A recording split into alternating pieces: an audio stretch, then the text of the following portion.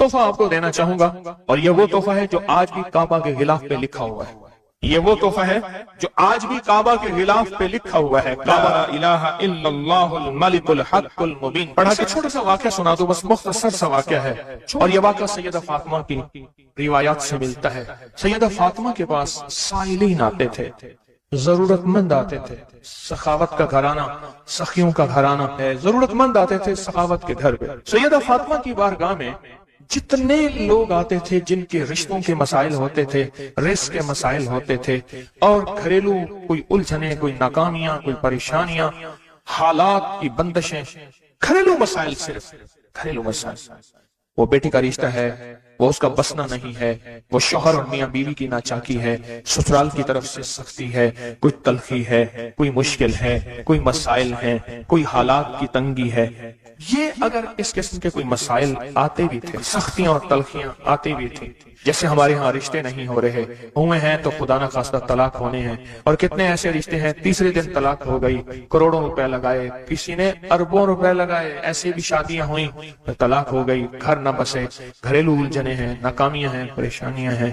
घरेलू जिंदगी की जितनी भी मुश्किलात हैं, रिस्क की कमी है, सेहत की कमी है, एक बीमारी घर से जाती है, दूसरी नहीं जाती, एक मुश्किल जाती है, दूसरी पर आ जाती है, और इस तरह की तलखियां, मसाइल, मुश्किलात, बंदिशें, नाकामियां, हालात की सख्तियां, जिंदगी की तलखियां, घरेलू उलझने जिसे लफ्ज कहते हैं।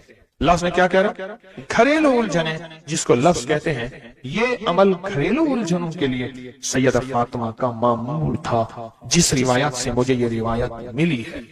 घरेलू उलझनों में उनकी जिंदगी के मामूलात में था। आप बताती थी कि ये अमल पढ़ें। एक दुर्वेश ने मुझे इस अमल की खसूसी इजाजत दी, खिलाफत भी थी। हजरत शेख अंजर शाह कश्मीरी रहमतुल्लाह अलैह ने खिलाफत भी थी, और एक रिसाले में ये मजमून के साथ ये अमल भी छपा है, या अमल छपा है अल हसन में। उस दौर में मजमून भी छपा और ये अमल भी छपा था। उन्होंने जो इजाजत दी थी, फरमाया था जुदा जुदा करके पढ़ना ताकत बढ़ जाएगी। ला इलाहा इल्लल्लाहु अल मलिकु अल हक्कु अल मुबीन। उन्होंने फरमाया था, अल्लाह के वली थे, उन्होंने फरमाया था कि जुदा जुदा करके पढ़ना। घरेलू उलझनों में सैयदा फातिमा, सैयदा कायनात, हसनैन करीमैन की वालिदा मोहतरमा, और कायनात में जितनी खवातीन हैं उनकी सरदार। और मैं सैयदा फातिमा के बारे में कहा करता हूँ, ये खातून अव्वल है पूरी कायनात। कहते हैं खातून अव्वल मुल्क के वजीर आज़म की बीवी होती है, सारे हमारे लिए काबिल एहतराम है, लेकिन ये खातून अव्वल है सारी कायनात। मेरा तो ये यकीन भी है, अकीदा भी है, और है तो मेरे ख्याल में ठीक है, खातून अव्वल है सैयदा फातिमा रज़ियल्लाहु ताला अन्हा। तो मैं आपकी खिदमत में आज करूं, ये वो बताती थी घरेलू उलझनों, घरेलू उलझन, इसके बड़े तजर्बे हैं, लेकिन इसका वजीफा नहीं पढ़ना। जो मैं तजर्बा बता रहा हूं, अब इसको वजीफा पढ़ें, सैकड़ों पढ़ें, हजारों पढ़ें, लाखों पढ़ें, करोड़ों पढ़ें, इसका वजीफा करें, जरूर करें इसका वजीफा। ला इलाहा इल्लल्लाहु क्या लिखो? अल हक अल मुबीन। इसको जुदा जुदा करके मुझे जिस दुर्वेश ने इजाजत दी थी, इसको पढ़ना नहीं है, इसको तसव्वुर से लिखना है। ये जरा नुक्ता याद रखें, यहाँ जरा थोड़ी सी आपकी तवज्जो चाहिए। पढ़ेंगे तो लिखेंगे, लेकिन पढ़ने से मुराद इसकी तस्बीह, और इसकी तस्बीह हैं, किताबों में रिवायात है, वो आप कर सकते हैं। लेकिन इस वक्त जो मैं आपको अमल बता रहा हूँ, इस वक्त जिस अमल की आपको इजाजत दे रहा हूँ, वो अमल है इसको तसव्वुर में लिखने का अमल। वो अमल मुझसे जरा थोड़ी सी तवज्जो से ले लें। आप जिस जिंदगी के घर के जिस मसले को हल करना चाहते हैं, उसके ऊपर तसव्वुर ही में इसको लिखें।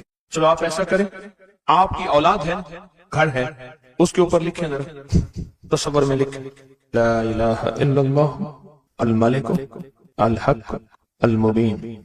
अच्छा, ये तसव्वुर पहले थोड़ा थोड़ा थोड़ा थोड़ा कमजोर होगा, फिर एक वक्त आएगा ये तसव्वुर मजबूत से मजबूत तर होता जाएगा। ये तसव्वुर मजबूत से मजबूत तर होता जाएगा। थोड़ी सी तवज्जो की जरूरत है। आप जरा रुक गए हैं मेरी बात को। आप कहेंगे विर्द कराऊंगा, मैं नहीं कराऊंगा।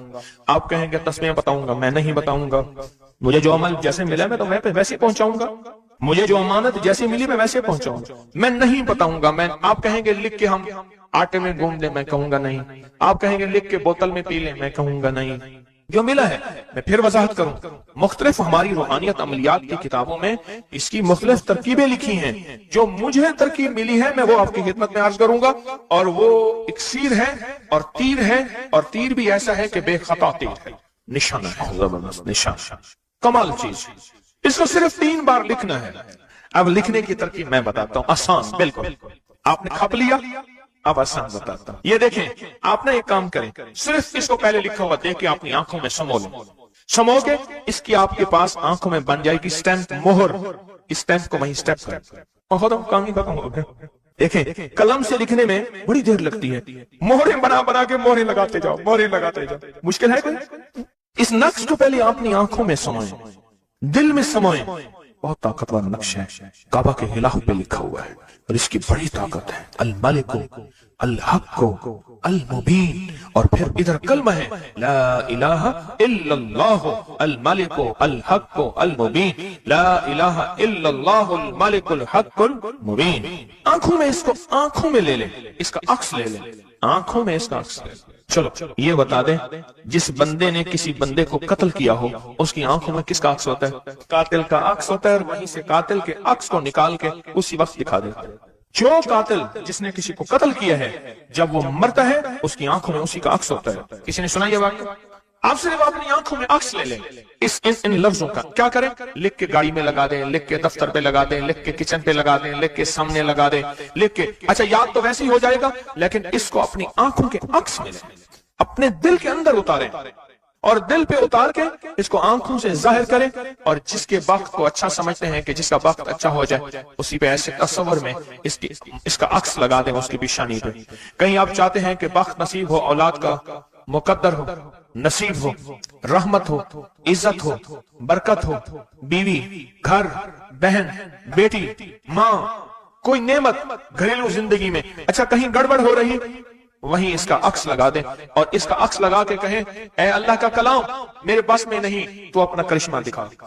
اے اللہ کا کلام میرے بس میں نہیں۔ کتنے بزرگ ایسے گزرے ہیں، کسی نے تعویذ مانگا اور لکھ کے دے دیا، اللہ میں جانتا نہیں، یہ مانتا نہیں، تیرا بندہ ہے تو اس کا کام کر دے، اللہ اس کا کام ہو گیا۔ ایک بزرگ تھے، سنو، ایک بزرگ تھے، کہیں سفر سے آئے تو ان کا سوار بھی تھا، گدھا بھی تھا، کسی نے ان کو گھر دے دیا تو گدھا بھی، بارش شروع ہو گئی، سردی تھی تو گدھا جو ہے وہ بھی اندر کمرے میں آ گیا، وہ بھی آ گئے، تو ادھر جو ہے اس کی زچگی تھی، درد ذہ شروع ہوا، اس نے کہا بابا جی کوئی تعویذ دے دو، انہیں تعویذ لے کے دے دیا کہ یا اللہ میں بھی اور میرا گدھا بھی محفوظ ہو گیا، تو جان تیرا بندہ جانے اس کا کام کر دے۔ وہ تعویذ کام کر گیا، آج بھی وہ تعویذ کام کرتا ہے، آج بھی کام کرتے ہیں۔ ہماری روحانیت کی کتابوں میں اور ابکری میں بھی چھپا ہے، فارسی کا شعر ہے۔ یہ تو بول کام کرتے ہیں، سوچو اللہ کا کلام کیا کام کرے گا، یہ تو بول کام کرتے ہیں۔ اس کو اپنے دل میں نقش کریں، دل کے اندر اس کا عکس لائیں، اس کا نقش لائیں۔ سیدہ فاطمہ کا میں آپ کو عمل بتا رہا ہوں، محمد آل محمد کے وظائف بتا رہا ہوں، اور سیدہ کا عمل ہے، ان کے گھر میں جب بھی کوئی الجھنوں کا مارا ہوا، کوئی خاتون آتی تھی، آپ یہی فرماتی تھی اور یہی عمل دیتی تھی، یہی وظیفہ دیتی تھی، یہی تسبیح دیتی تھی۔ بات سمجھ آ گئی یا رہتی ہے؟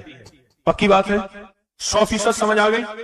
آپ اس کو نا، آپ ایسا کریں، آپ اس کو ایسا کریں، میرے اوپر نقش لگائیں، نشانے لگائیں، ٹرائی کریں نا، یعنی یہیں سے کام شروع کر دیں، اور یہ نیت کریں کہ یا اللہ یہ جو فقیر بیٹھا ہے، اس عمل کا نور، اس کی برکتیں، اس کی خیریں اس فقیر کو عطا کر دیں، میری پیشانی کے اوپر لگائیں اس ٹائم پہ، اور میں آپ کی پیشانی پہ لگا دوں، اور پوری دنیا میں جتنے لوگ مجھے دیکھ رہے ہیں میں ان کو نہیں دیکھ رہا، میں انشاءاللہ اللہ کے خزانوں بھیج رہا ہوں، فرشتوں کو دیتا ہوں، فرشتوں جا کے لگا دو، فرشتے لگا دیتے انشاءاللہ۔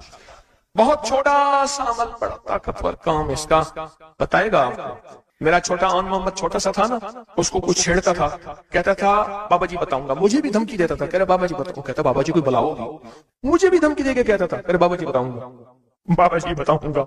تو یہ وظیفہ بتائے گا انشاءاللہ، یہ وظیفہ بتائے گا کہ اس کا نقش کی طاقت اور تاثیر کیا ہے۔ جب میں اللہم اغفر لی ولوالدی پڑھیں، وللمؤمنین والمؤمنات والمسلمین والمسلمات، جو 27 دفعہ یہ پڑھا، جب بھی پڑھا کہا میری دعائیں قبول ہوئی۔ سامنے سے کہنے لگے بس صرف تھوڑا سا سانس بند کرنا ہوتا ہے، مجھے کہنے لگے ایسی معصوم سی لہجے میں تھوڑا سا سانس بند کرنا ہوتا ہے، تھوڑی سی آنکھیں ڈبڈبانی ہوتی ہیں، اور تھوڑا سا اپنے آپ کو وقفہ دینا ہوتا ہے، اور 27 بار یہ توجہ دے کے پڑھنا ہوتا ہے۔ پڑھ کے اپنی دعا اللہ کے سپرد کر کے فارغ ہو جاؤ۔ اپنی دعا کس کے سپرد کر کے؟ اللہ کے سپرد کر کے فارغ ہو جاؤ۔ بس کہا یہی میرے ذمہ ہے مولا، تیرے حبیب کا فرمان ہے جو یہ 27 بار پڑھے گا اس کی دعائیں قبول ہوں گی۔ تو سچا، تیرا حبیب سچا، بول سچے، مجھے اپنی سچائی کا دعویٰ نہیں، مجھے علم ہے میں کتنا سچا ہوں۔ میں نے 3 سچائیوں کو جمع کر دیا۔ کون سی سچائی؟ اللہ کی سچائی، اس کے حبیب کی سچائی، اور اس وظیفے اور ان لفظوں کی، ان حرفوں کی سچائی۔ میں نے یہ سچائی ساری جمع کر دی ہے، بس اللہ باقی کام تیرا ہے۔ اور اللہ کہتا ہے چوتھی سچائی قبولیت کی، پھر وہ میرے ذمہ ہے۔ قبولیت کی سچائی پھر وہ میرے ذمہ ہے، انشاءاللہ میں سچا کر کے دکھاؤں گا، اور میں سچا بنا کے دکھاؤں گا، میں سچا کر کے دکھاؤں گا، میں سچا بنا کے دکھاؤں گا۔ صرف 27 بار۔ اچھا اب ہم ایک دفعہ پڑھتے ہیں تو جتنا بڑا مجمع ہے تو پتہ نہیں کتنے 27 ہو جائیں گے۔ آپ ایک کام کریں، آج ہمارے ایک صاحب تھے، وہ کہتے تھے نقدہ سوادہ ادھارہ فسادہ۔ نقدہ سوادہ، سواد کہتے ہیں مسے کو، ذائقے کو، نقدہ سوادہ ادھارہ فسادہ۔ ہم آج نقد کرتے ہیں اتنا بڑا مجمع، ماشاءاللہ پوری دنیا کا مجمع، خواتین مردوں کا۔ ہم ایک دفعہ صرف پڑھتے ہیں، لیکن سب سے پہلے اللہ سے اپنی ایک ضرورت پیش کرتے ہیں کہ اللہ ہم سب کو کامل ہدایت دے دے، کامل ایمان، اخلاص، برکت، عافیت دے دے، اور کامل اخلاق دے دے، اور اللہ میری ضرورتوں کو غیب سے پورا کر۔ ٹھیک ہے، ضرورت میں ساری چاہتیں، ساری مشکلیں، ساری پریشانیاں، ساری ناکامیاں، ساری گردشیں، سارے حالات، ان سب کا نام میری ضرورتیں ہیں۔ ان سب کا نام کیا ہے؟ میری ضرورتیں ہیں۔ ان سب کا نام ہے میری ضرورتیں۔ اور ہم ڈوب کے پڑھتے ہیں سارے مل کے، ان میں کوئی طلب والا، کوئی تڑپ والا، کوئی پردیسی، کوئی مسافر، کوئی جذبے والا، کوئی رونے والا، کوئی خدمت والا، کوئی سخی، کوئی سجدوں والا، کوئی قیام والا، کوئی دعا والا، کوئی رکوع والا، کوئی ایسا جس کے روزے قبول، کوئی ایسا جو روزے دار ابھی روزہ افطار کیا، شوال کے روزے چل رہے، کوئی ایسا جو اللہ سے مانگنے والا، کوئی ایسا جو توبہ کرنے والا، کوئی ایسا جس کی پیشانی میں پہلے دن سے سعادت لکھی ہے، وہ اکیلا بھی جنت میں نہیں جائے گا بلکہ ساتھ لے کے جائے گا، پتہ نہیں کس رنگ کا، کس خوشبو کا، اور کون سا پھول، کون سی پنکھڑی، کون سی کلی اور کون سی خوشبو یہاں بیٹھی ہے، وہ سارے کے سارے مل کے پڑھ رہے ہیں اللہم اغفر لی ولوالدی وللمؤمنین والمؤمنات والمسلمین والمسلمات، مبارک، بابرکت، سعادت، الاحیاء منہم والاموات۔ ایک روایت میں یہ بھی ہے۔ اب سوچیں کتنے لوگوں نے دعا مانگ لی، اور پتہ نہیں کس کے طفیل میری بھی قبول ہو گئی انشاءاللہ۔ جیسے میں نے کہا نا کہ سورۃ کوثر کا چلہ انشاءاللہ قبول ہو گیا۔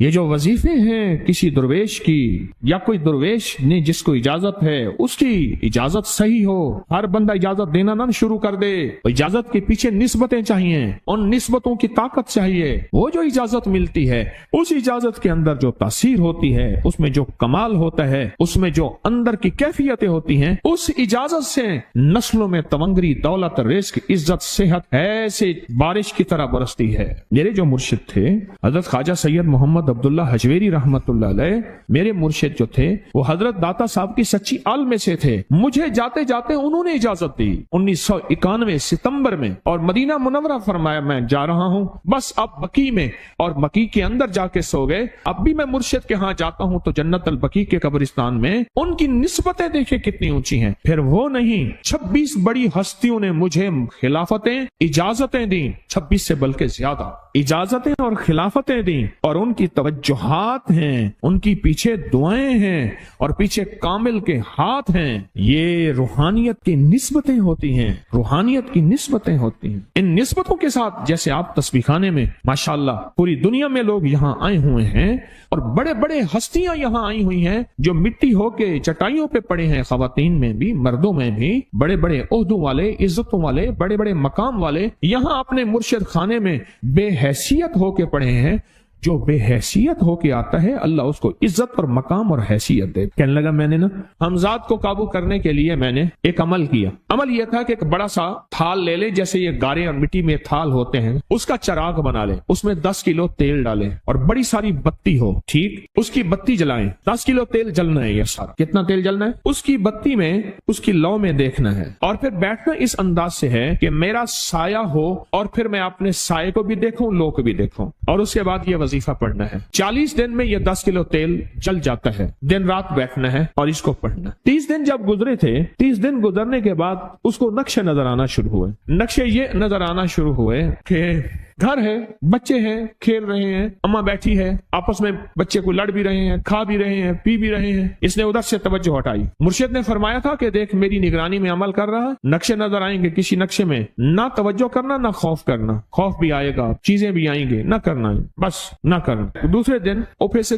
نظر آیا، پھر بچے ہیں کسی باغ میں کھیل رہے ہیں، ایک بچہ پھر گم ہو جاتا ہے، ماں روتی ہے، اتنا روتی ہے اس کو رونا آ جاتا ہے۔ پھر خیال آیا مرشد نے فرمایا تھا کسی توجہ نہ کر، یہ کیا نقشہ شروع ہو گیا؟ اچھا 2 دن کے بعد نقشہ آیا، بچے کھیلتے کھیلتے کھجور پہ چڑھ گئے، ایک بچہ جو اوپر سے گرا اس کے بازو ٹوٹ گئی، لات ٹوٹ گئی، اب پتہ چلا وہ تو مر گیا۔ اب اس کی میت پہ جو اماں نے بین ڈالے، جو ابے نے روئے اور گھر کی مائیاں روئیں، اصل اس کو وظیفے سے ہٹانا تھا اور اس کی نظر جو وہ وہاں سے نظر سے ہٹانا تھا۔ پھر اس کو مرشد کا خیال آیا کہ توجہ نہیں ہٹانی، دھیان نہیں ہٹانا۔ پھر خیال آیا جب مرشد کامل ہو فائدہ کبھی نہیں ہوگا جب تک یقین کامل نہ، اصل توجہ ہٹانی ہے۔ اور بہت زیادہ رونا اور اتنا رونا کہ سرکار کا خیال آیا، بچے کو لے جا رہے ہیں، اس کی میت پھر قبر کھود رہے ہیں، پھر اس کا یہ کر رہے ہیں، رونا اتنا کہ اس کے آنسوں، رونے کی کوئی کیفیت تھی مائیوں کی۔ 2 دن ابھی رہتے تھے 40 دن میں سے، تو پھر وہی گھر نظر آیا، بچے کھیل رہے ہیں، شوہر آیا، اس نے آ کے کہا مجھے روٹی دو۔ اس نے کہا گھر میں تو کچھ بھی نہیں ہے،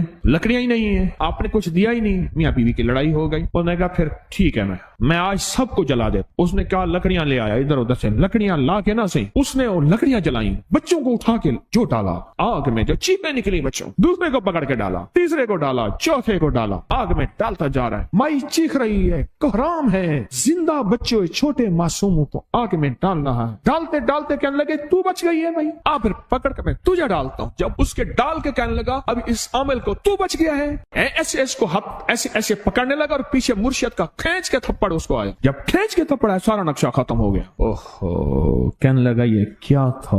مرشد کامل ایسا ہوئے جرا لولوں دے وچ وسے ہو، نال نگاہ دے پاک کریندا، نہ صابن سجی کھتے ہو۔ یہ اس وقت ہوگا جب یقین ہوگا، جب تیرا یقین کمزور ہے۔ مرشد کامل ہے، یقین کامل نہیں، ناکام رہے گا ساری زندگی، تھرمامیٹر لگاتا رہے گا۔ کوئی کہہ دے گا کہ تیرا مرشد 1 نمبر ہے، ولی ہے، کہا سبحان اللہ۔ کوئی کہہ دے گا 2 نمبر ہے، کہے توبہ توبہ۔ ساری عمر اسی زندگی میں رہے گا، کبھی نہیں پا سکے گا۔ 40 دن کے بعد مرشد کی خدمت میں حاضر ہوا اور سارے نقشے بتائے، فرمایا نہ بتاؤ ہم دیکھ رہے تھے۔ علامہ فخر الدین رازی رحمت اللہ علیہ کا مشہور واقعہ ہے، مرید جو ہے آپ کا سینکڑوں میل دور، اور وہ مرید وہ تھا جو ساری عمر اللہ کے وجود کو کہتا رہا کہ اللہ کے وجود کو نہ ماننے والے کہتے تھے کوئی اللہ نہیں ہے، کہاں ہے دکھاؤ، ہر چیز خود بخود بن گئی ہے، خود بخود ختم ہو جائے گی۔ ان کے پاس 100 دلیلیں تھیں، کتنی 100 دلیلیں تھیں، اور آج تک ان کی دلیلوں کو کوئی توڑ نہیں سکا تھا اللہ کے وجود پہ۔ آخری وقت ہے اور آخری وقت کے اندر ایک دروازہ کھٹکھٹایا کسی نے کہ جناب ایک بزرگ آپ سے ملنے آئے ہیں۔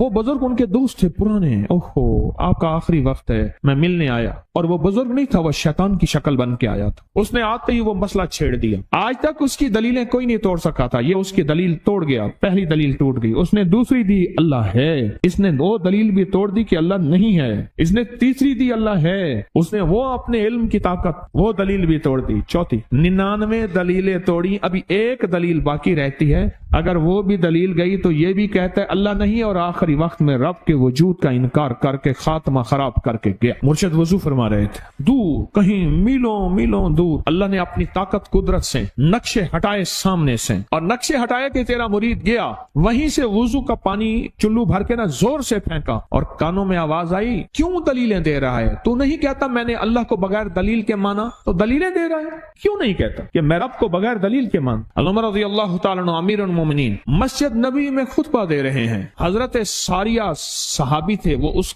لشکر کے سپہ سالار تھے، میلوں سے میلوں سینکڑوں میل دور ایسے نقشے ہٹے، اور خطبے کے دوران انوکھی بات کہہ دی، یا ساریہ الجبل، ساریہ پہاڑ کے پیچھے دیکھ دشمن وہاں سے حملہ کر رہا ہے، اور پھر خطبہ شروع کر دیا۔ جمعہ کا خطبہ تھا، لوگ حیران، یہ امیر المومنین نے کیا فرما دیا؟ جب حضرت ساریہ کا قافلہ آیا واپس تو فرمایا فلاں وقت فلاں لمحے فلاں وقت میں، جمعے کے دن فلاں لمحے میں امیر المومنین آپ کی آواز آئی تھی، اگر نہ آتی تو دشمن نے پیچھے سے مقابلہ حملہ کر دیا تھا اور ہمیں کاٹ کے رکھ دیتا، ٹوٹے ٹوٹے کر دیتا۔ آپ کی آواز آئی، ساریہ پیچھے دیکھ دشمن حملہ کر رہا ہے پہاڑ کے پیچھے، یا ساریہ الجبل۔ یہ میں آپ کو حوالوں سے بات کر رہا ہوں، روایات بتا کے بات